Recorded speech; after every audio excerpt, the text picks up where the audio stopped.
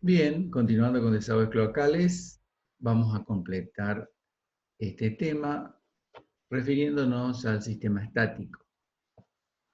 Como les había comentado, en el inicio de este tema, el sistema estático comprendía cuando los efluentes del edificio, de la vivienda, tienen como destino final el mismo predio, el mismo terreno donde está el edificio, ¿no?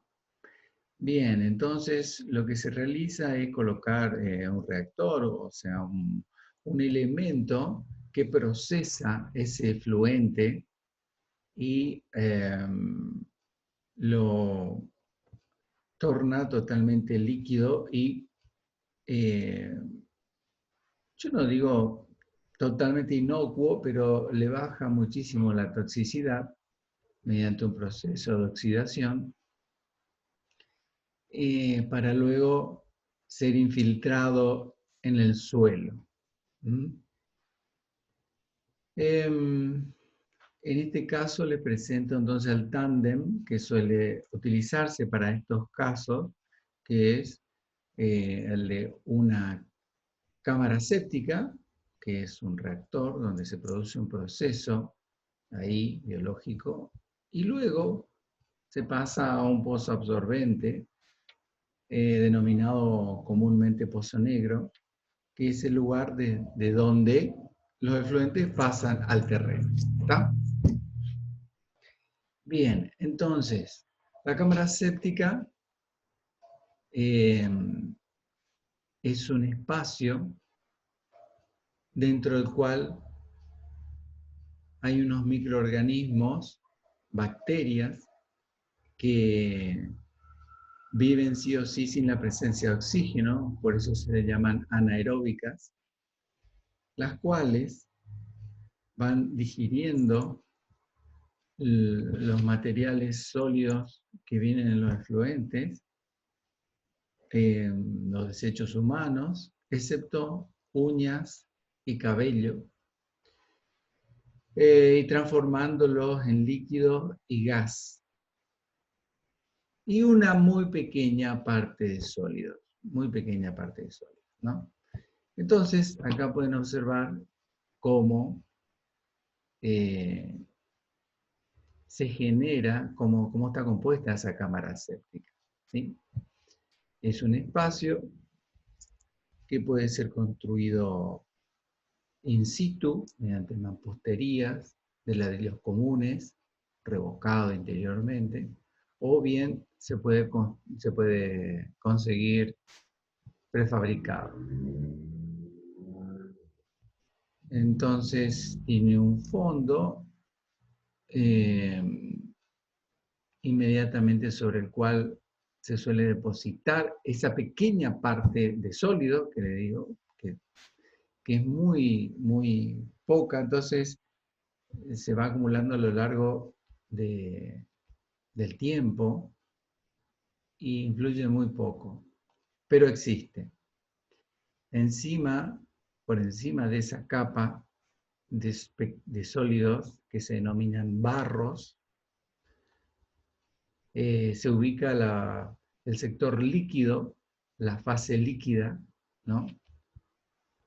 Que va desde los barros hasta el borde inferior del caño de salida del efluente hacia el pozo absorbente. Como pueden observar, desde toda la instalación en el edificio o vivienda, los efluentes se dirigen hasta esta cámara, ingresando por este caño que ven acá a la izquierda, ingresa y toda esta parte tiene líquidos más sólidos y aquí es donde se encuentran las bacterias anaeróbicas. Y luego de recorrer internamente el interior de la cámara, los efluentes egresan de la misma por el lado contrario a donde ingresaron y por ahí salen por otro caño para dirigirse al pozo absorbente.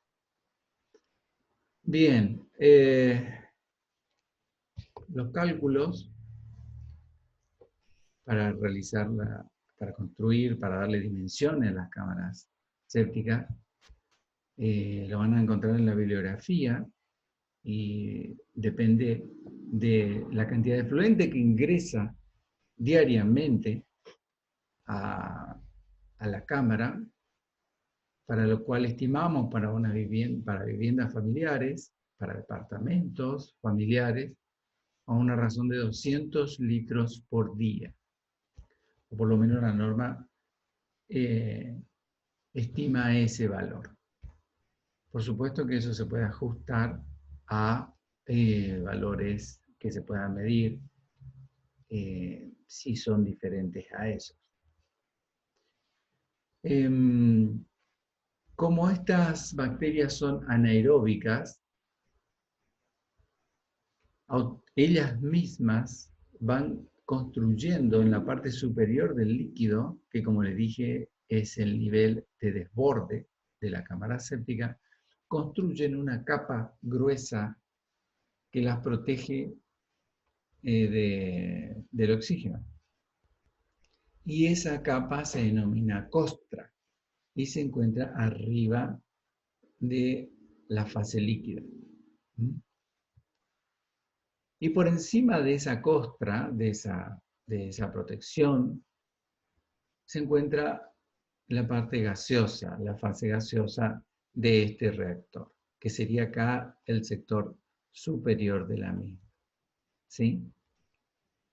Bien, entonces los líquidos ingresan acá por la izquierda y el cálculo, las dimensiones, tienen que tener en cuenta de que esos líquidos deben permanecer por lo menos 24 horas dentro del reactor para que se produzca ese proceso de digestión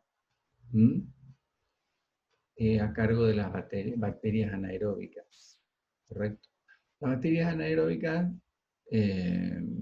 se generan espontáneamente cuando se pone en marcha este reactor. Es decir, simplemente se lo construye y se comienza a vertir en él los efluentes cloacales de la vivienda.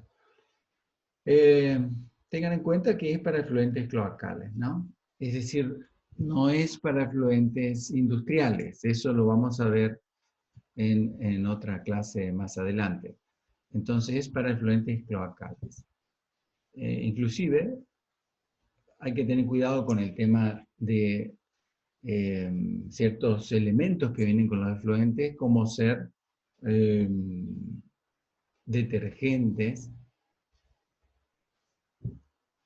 productos que se suelen utilizar en los lavaderos, en las cocinas, para que no afecten a las bacterias que acá se generan, ¿no?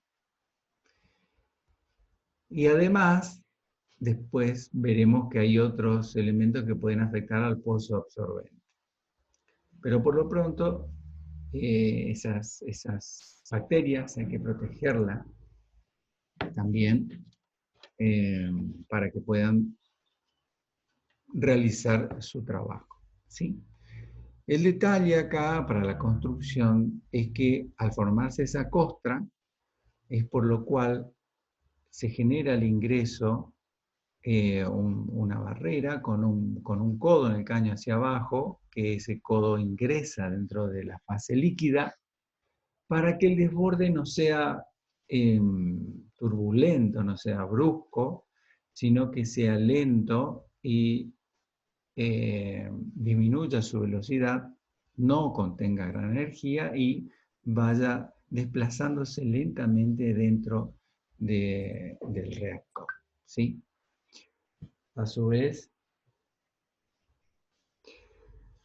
al lado del caño de salida también se suele colocar una pantalla o otro ramal a 90 grados, como se puede observar a la izquierda, para que también los efluentes salgan eh, y no se ponga en riesgo la costra.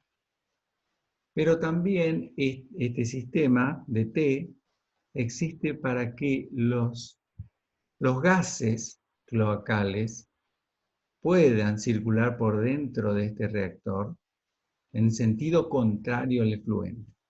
Es decir, les había dicho que en el sistema dinámico los gases que van en sentido contrario de los efluentes vienen desde la colectora. ¿De acuerdo? Entran en la boca de registro, suben por las colectoras, ingresan en cada vivienda y salen por la parte más alta, ¿no? En este caso, el aire ¿por dónde ingresa al sistema? Bueno, ingresa por un caño de ventilación que puede estar en el pozo conectado al pozo absorbente directamente, o bien en la cañería que está entre el pozo absorbente y la cámara séptica. Se puede utilizar cualquiera de los dos puntos. Alguna bibliografía dice que es mejor conectarla a la cañería que va entre los dos elementos. Sin embargo, lo que normalmente se hace es conectar el caño de ventilación al pozo absorbente directamente. Después veremos, es un caño de 110 y por ahí ingresa el aire. Pasa por la parte superior del pozo absorbente, arrastra los gases cloacales y continúan hacia la cámara séptica. Al llegar a la cámara séptica pasan por la parte superior interna de la misma y ahí continúan su viaje hacia la instalación, hacia la parte más elevada, donde encontrará otro caño de ventilación por donde se elevarán los gases y saldrán a la atmósfera en un punto más alto. ¿Sí? Puede ser directamente en planta baja o puede elevarse por un caño de descarga de ventilación hasta el sombrerete al nivel de techo. ¿Mm? Bien, siguiendo con la fase constructiva de esta cámara, como pueden observar, encima de ella se ejecuta una pequeña losa de hormigón armado y se le practica un acceso que es algo muy similar a lo que vimos en cámara de inspección, un acceso de 60 por 60 centímetros interior para que pueda acceder una persona a limpiar o verificar, que tiene una tapa que no es sellada, igual que la cámara de inspección, y debajo de ella una contratapa que sí debe ser sellada. Y recuerden que los sellos se realizan con mezcla blanca, arena y cal, para poder ser removidos con facilidad. Y luego volver, cuando se terminan los trabajos de mantenimiento o reparación, hay que volver a colocarlos para que no salgan por ahí los gases. ¿Ok? A ver, Florencia pregunta, ¿cada cuándo va el caño de ventilación? El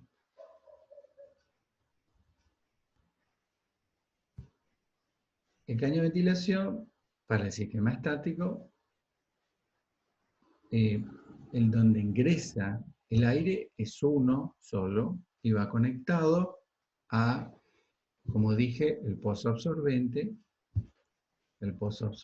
¿no? O el caño que va entre el pozo absorbente y la cámara séptica. Y el otro caño de ventilación, si es uno solo, iría en la parte más alta. No hay una distancia máxima entre el caño de ventilación por donde ingresa el aire y el caño de ventilación por donde ingresan los gases cloacales, ¿no? El primero está en la parte más baja y el segundo estaría en una de las partes más altas, ¿no? No hay una distancia máxima. Y recuerden siempre, les reitero, de que ese segmento de caño entre el aire que ingresa y sale sería la cañería principal cloacal, ¿no? Ventilada. Y que todos los caños que se unan a esa cañería principal se llaman ramales y hay que verificar si se pueden considerar ventilados desde esa cañería principal, ¿no?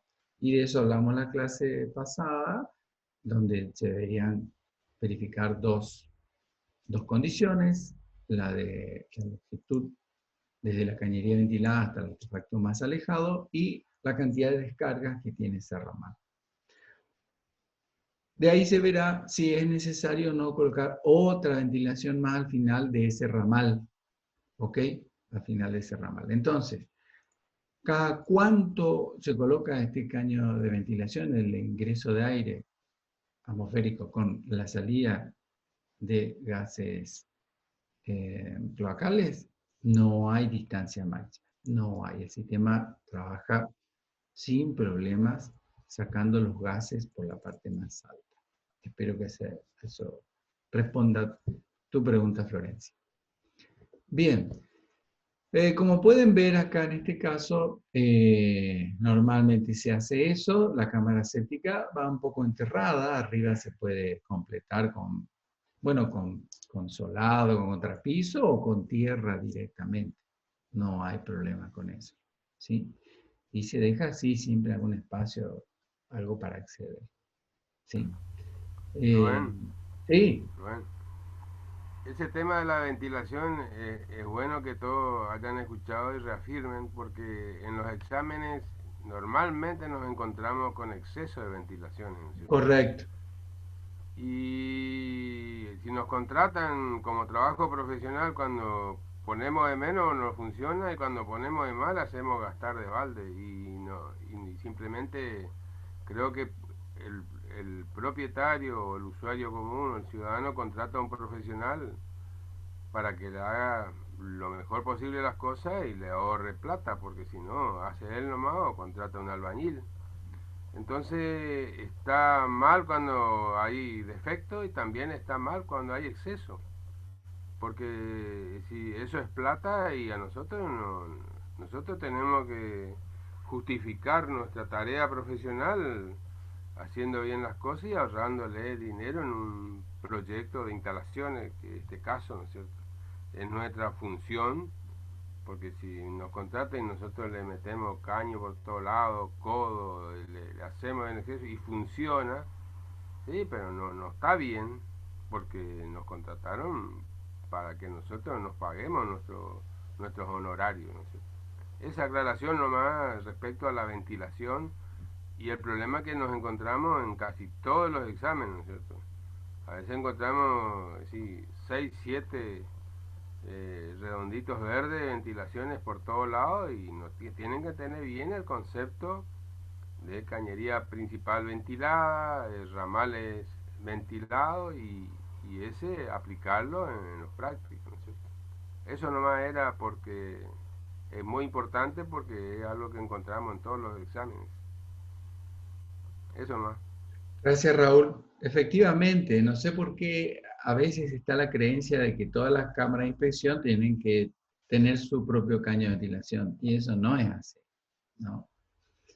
Es cierto, tal cual como dice Raúl, nosotros como ingenieras e ingenieros tenemos que tener bien el equilibrio entre la seguridad y la economía. Seguridad y economía. Tiene que funcionar los proyectos que hacemos, los diseños que generamos, con la economía. O sea, ni ser amarretes, ni tampoco derrochar dinero, ¿no? Bien, perfecto. Entonces, eh, hay toda una relación de lados en planta y también las alturas que, ya les digo, tiene en función de la cantidad de fluentes que, que ingresa a la cámara séptica y que lo van a encontrar en la bibliografía. ¿Sí? Bien. Acá ven, tienen un dibujo, un gráfico un poco más explicativo, nada más, que de toda la instalación, cámara de visión, se accede. Acá está abajo la generación de los barros, todo el proceso anaeróbico en esta fase líquida. Arriba se forma la costra, ¿no? Y luego sale el efluente hacia el pozo absorbente. Y los gases vienen en sentido contrario, ingresando por esta cañería, pasan por la parte superior gaseosa del reactor esto e ingresan en la cañería que se dirige hacia la edificación. ¿Sí?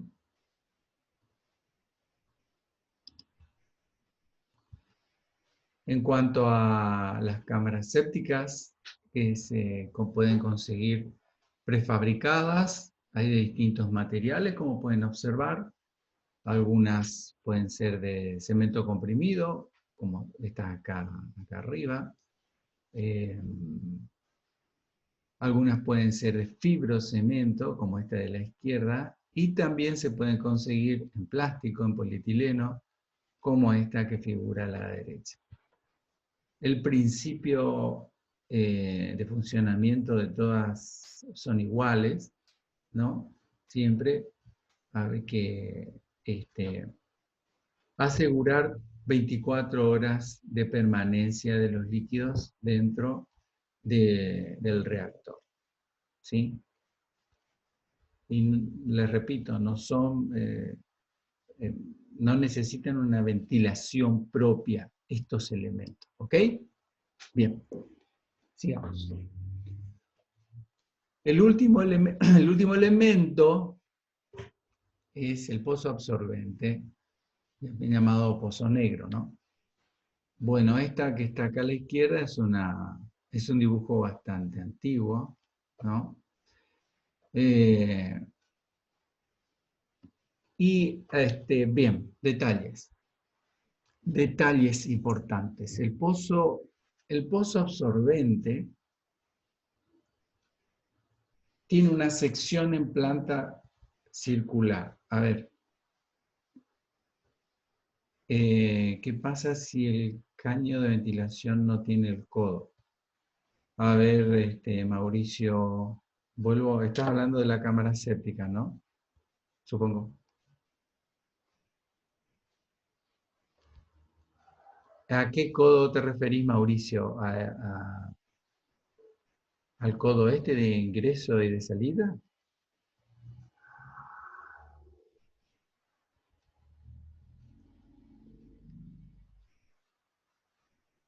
Mauricio, ¿estás ahí, Mauricio? Bueno, sigo. Desde la cámara séptica, los efluentes ya prácticamente líquidos y ya bastante inocuos, ¿no? Luego del proceso anaeróbico, se dirigen hasta este elemento. Y acá, en este elemento, es donde se produce la filtración hacia el terreno. Las dimensiones que va a tener este elemento va a depender, bueno, de la cantidad de efluente que ingrese al mismo diariamente y de las características de filtración, de permeabilidad que tenga el suelo. Así que les digo, ¿por qué les digo esto? Y bueno, porque un suelo arenoso no es lo mismo que un suelo arcilloso, o sea, de tierra colorada, arcilloso, no es lo mismo que un suelo arenoso en corrientes, por ejemplo. ¿No? Un suelo arenoso tiene mucha más capacidad para rápidamente absorber los líquidos por su granulometría. El suelo arcilloso ya es más compacto. Y bueno, si hablamos de roca, no tiene ni un sentido producir, tratar de que por alguna fisura de la roca se infiltre los efluentes, ¿sí? Le digo esto porque en una oportunidad eh, fui a una vivienda donde había hecho el diseño del llave cloacal y me encuentro cuando ingreso en la vivienda que había una voladura en roca al frente de la vivienda de 2 metros por 2 metros por 3 metros de profundidad, en un terreno donde la roca afloraba prácticamente, estaba a 40 centímetros del nivel del terreno natural.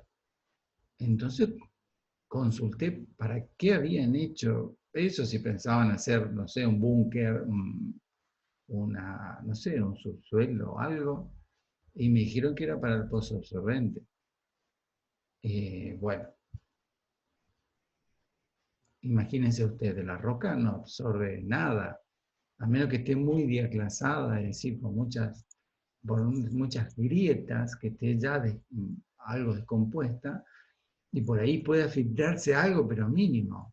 O sea, es inútil realizar un pozo, generar un pozo absorbente cuando es roca. Bueno, aparte un poquito algunos de ustedes, por sentido común, les debe indicar eso, ¿no? Entonces, en función de tablas, en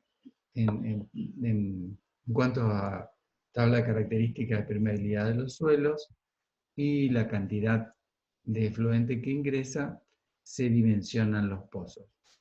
O si no, como regla general, y si alguien les consulta, el volumen del pozo debería ser como mínimo el doble del volumen de la cámara séptica.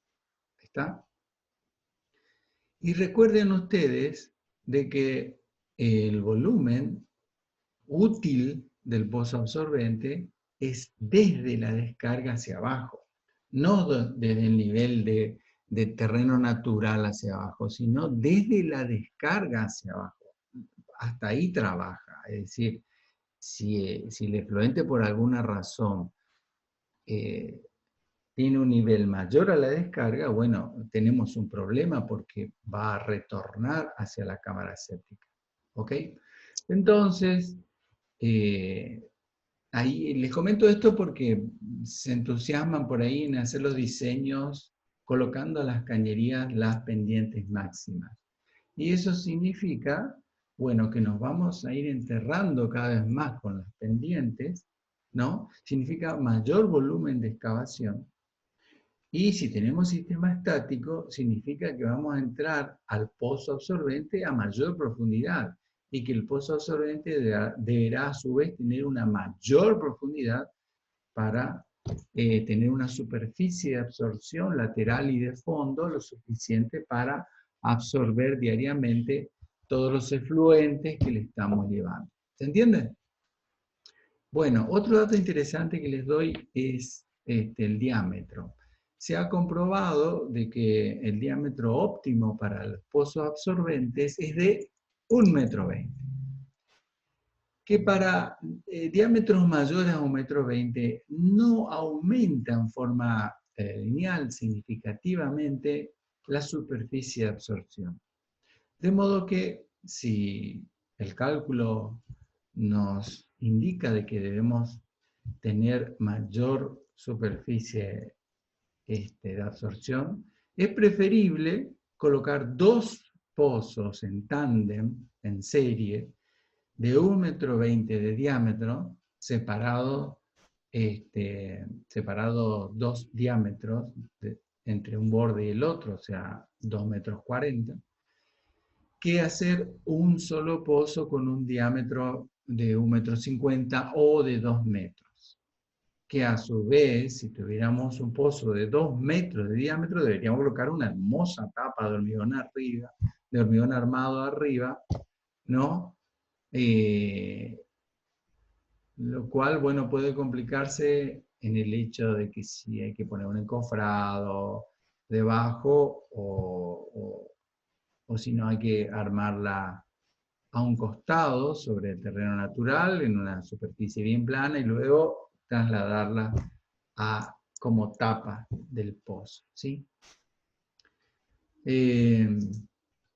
Esa tapa del pozo debe tener un orificio, por lo menos de 110 milímetros de diámetro o de 200 milímetros de diámetro para donde poder acceder con alguna cañería para desagotar ese pozo si fuera necesario, si se colma, por ejemplo. Si se colmata, entonces se puede venir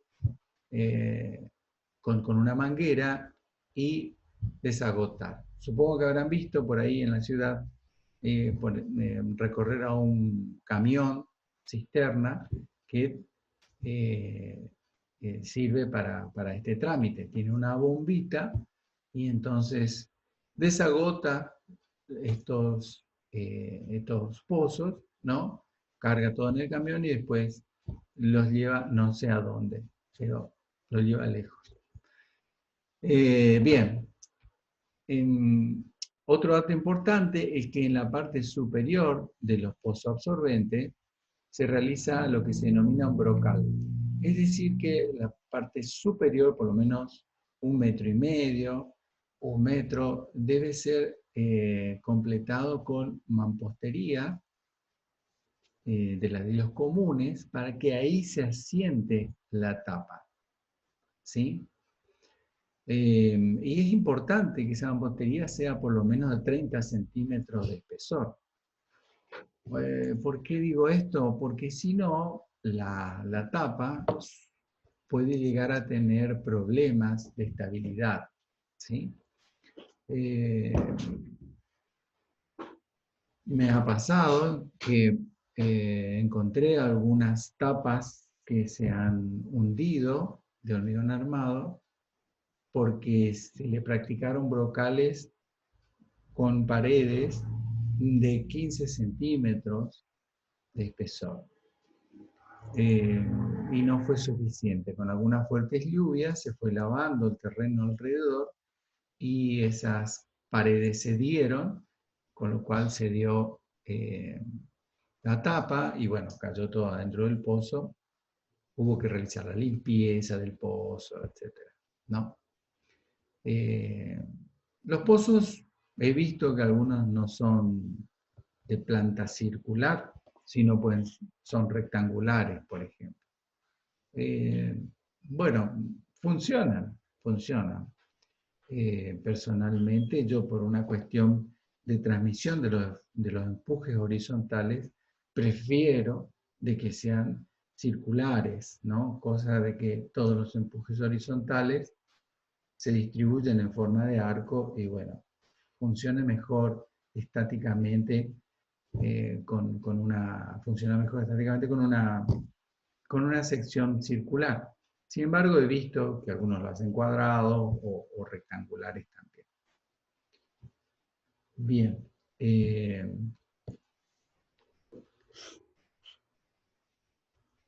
Esta mampostería, de las cuales les hablo, suelen construirse con el sistema de panal de abeja, es decir, los ladrillos se van separando un poquito y no es macizo todo, sino que dejan unos huequitos, porque entonces también a medias es posible usar esa superficie donde está este brocal para que pase el efluente al terreno, ¿sí? Y nos queda totalmente sellado. ¿Mm? Si el suelo es arenoso, por ejemplo, ese brocal, toda esa protección superior, debe continuarse hasta el fondo del pozo. ¿Por qué? Porque hace también de contención del suelo para evitar los desmoronamientos laterales. ¿Okay? Y la profundidad puede variar dependiendo del tipo de suelo que se tenga. Normalmente anda entre los 4 y 6 metros de profundidad. Nos aconseja profundidades mayores, si bien hay pozos que tienen profundidades mayores, pero no se aconseja. Y la normativa dice que se debería dejar el fondo del pozo absorbente, por lo menos a 1 metro por encima del nivel freático máximo, es decir, del nivel de la capa de agua subterránea máxima, ¿no? Obviamente que si se va excavando y se llega a la napa, ya se suspende la excavación porque no tiene ningún sentido que el pozo vaya más allá de la capa de agua subterránea, ya que obviamente no va a poder infiltrar nada por debajo del nivel del agua. Entonces, es más, no sé cómo, pero se debería determinar que detenerse antes de uno. Para eso debería uno realizar un estudio de suelo y mediante un sondeo determinar a qué profundidad estimativamente está la napa de agua. Bien. Bueno, Rubén, sí, hay, hay otra cosa también, por eso que hay que tener cuidado en el sentido de que hay lugares que no hay solo estático, ¿no es cierto? Si sí, nosotros nuestro pozo negro lo llegamos hasta la napa, capaz que el vecino está tomando agua de esa napa, ¿no es cierto? Capaz que no tenga todavía agua potable, ¿no es cierto? Entonces estamos contaminando las napas, eso hay que tener cuidado. En cambio, cuando no se llega, bueno, hay un filtrado del suelo, ¿no es cierto?, previo a llegar a la napa, que es distinto el procedimiento de contaminación, ¿no es cierto? Siempre se saturan, pero cuando el pozo, por eso que está mal en pueblos chicos por ahí, que no hay ni cloaca ni agua, ¿no es cierto? Y después cuando llega el agua, por ahí usan el pozo de agua para tirar de pozo de cloaca, y eso está muy mal, ¿no es cierto? Y traten de no hacerlo porque contaminamos eh, toda la napa freática, que es muy dañino para el vecino o para otro que no está en las mismas condiciones, ¿no es cierto? bien, perfecto, Raúl. Acá hay una pregunta de Cristian. ¿Cuántos metros se deben separar la cámara séptica del pozo absorbente? No hay una medida, puede estar una cerca de la otra, no hay problema con eso. No hay. Lo que pasa es que se trataría de separar para que el pozo absorbente tenga a su alrededor masa de tierra para poder filtrar. Entonces poner pegado uno contra el otro no es ideal, ¿no? Porque le estás impidiendo que tenga filtración hacia un sector. Entonces, por lo menos separarlo un diámetro del pozo absorbente, esa distancia separar la cámara séptica, para que tenga también ese espacio para poder filtrar el agua. Otro detalle es, bueno, que si se utilizan las cocinas, eh, aceites y grasas, y eso va hasta el pozo absorbente, la grasa y los aceites se pueden ir adhiriendo a las paredes del pozo y lo van impermeabilizando lentamente. Razón por la cual, cuando existe el sistema estático, se hace necesario el hecho de colocar ese elemento interceptor de grasas a la salida de las cocinas, ¿no? Para que de esa manera no lleguen hasta el pozo absorbente. Los interceptores de grasas son unos simples elementos que eh, son justamente de los elementos denominados interceptores, donde con una pantalla superior, cuando cae el efluente, las grasas y aceite flotan por menor peso específico en el efluente y quedan retenidos por una pantalla en la parte superior de la camarita, que es el interceptor de grasas, mientras que el efluente pasa por debajo de la pantallita esa y continúa su camino. Ese elemento, bueno, es bastante sucio y hay que limpiarlo periódicamente de acuerdo a, con una frecuencia que está de acuerdo al uso que se le da a la cocina. ¿Ok?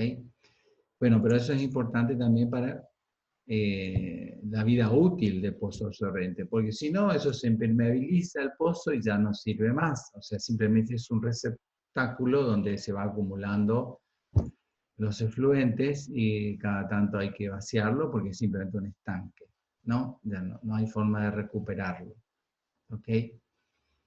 Y para finalizar, eh, otro sistema que se puede optar cuando se tiene el techo de roca muy elevado es generar todo un sistema de infiltración en el suelo, ¿no?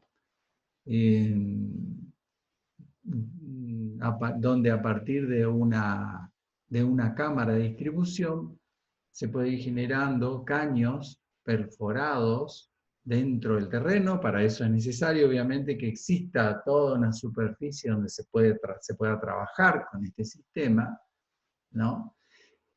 Y se colocan caños perforados en 3 bolillos, es decir, formando triangulitos. Caños que van dentro de drenes, o sea, dentro de unos espacios con piedras, con una granulometría determinada, de modo que el efluente, al circular por esos caños, va saliendo superficialmente en el terreno, pero no tan superficialmente, van enterrados, ¿no? Pero van saliendo hacia el terreno en toda una superficie grande, ¿no? Y no está todo concentrado en un pozo absorbente. ¿Mm? Toda esa cañería, se puede calcular la longitud de cañería que se necesita en función del efluente que va llegando, ¿no? Y de esa manera se va distribuyendo el efluente dentro del terreno en una forma más superficial, ¿no? Sería una solución a veces posible en el caso de que se tenga una potencia pequeña, un espesor pequeño de suelo antes de llegar a un suelo impermeable o una situación impermeable que puede ser un techo de roca o que puede ser una napa freática. Si tenemos una napa freática muy elevada, tampoco tiene sentido realizar pozos absorbentes, sino que hay que hacer un sistema de distribución superficial del efluente. ¿Sí? Acá pueden observar cómo está conectado el caño de ventilación a este pozo absorbente. Acá está el otro caño de ventilación. Todos estos caños de ventilación son de 110 milímetros de diámetro. ¿Sí? Bueno, vamos a hacer una pausa ahora